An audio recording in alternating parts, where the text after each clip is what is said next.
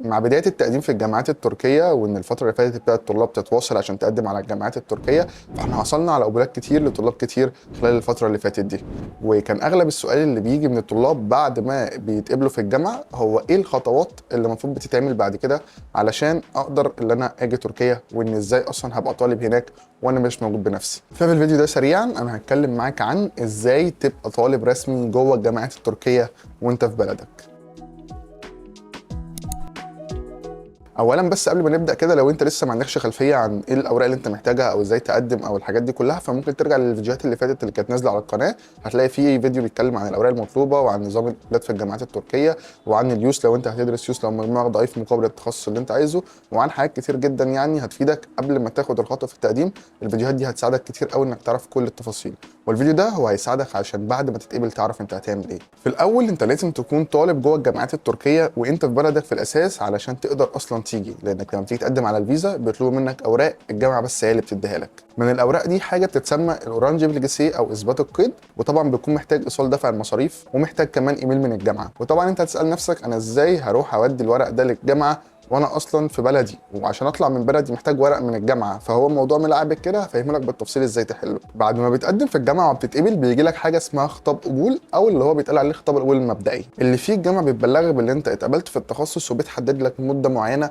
بتختلف من جامعه لجامعه، ممكن اسبوع ممكن اسبوعين ممكن شهر على حسب كل جامعه. وفي المده دي انت لازم تروح تسلم الورق اللي انت رفعته اثناء التقديم، وده علشان الاول تاخد اثبات القيد بتاعك، وعشان كمان الجامعه تتاكد ان الورق اللي انت رفعته على الموقع ده هو الورق الاصلي اللي قدام عينيها دلوقتي. بتروح تسلم الورق للجامعه اللي هو الورق المترجم اللي انت خلصته، وكمان الورق الاصلي، وبتدفع المصروفات وبتستلم اثبات القيد.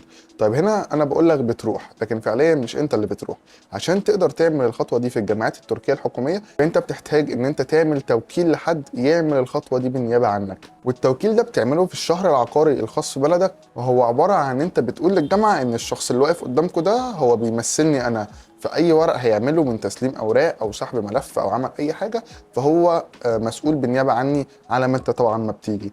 طبعا بيكون في اوراق بتخلص وفي اوراق بتتاجل لما انت بتيجي، اهمهم هي طبعا ورقه المعادله او الدينكليك، ودي اللي انا عملت فيديو مخصوص عليها ان انت ازاي اصلا تحجز موعد المعادله لما تيجي، وانك ازاي تطلع المعادله دي. وكذلك انت حتى لو مش مقدم عن طريقي ومثلا قدمت وحابب ان انت تثبت جوه الجامعه او تودي اوراقك للجامعه، فهو متاح ان انا اعمل الخطوه دي كمساعده ليك. كذلك انت حتى لو عندك سؤال هتلاقيني معاك ان شاء الله برد عليك. وبعد خطوه التثبيت دي طبعا بتستلم ايصال دفع المصاريف واثبات القيد، اللي بيهم لو رجعت الفيديو اللي بيتكلم فيه عن الفيزا الطلابيه هتقدر تقدم بيهم على الفيزا عشان تكمل كل اوراقك، وان شاء الله ما يكونش في اي مشكله اثناء التقديم.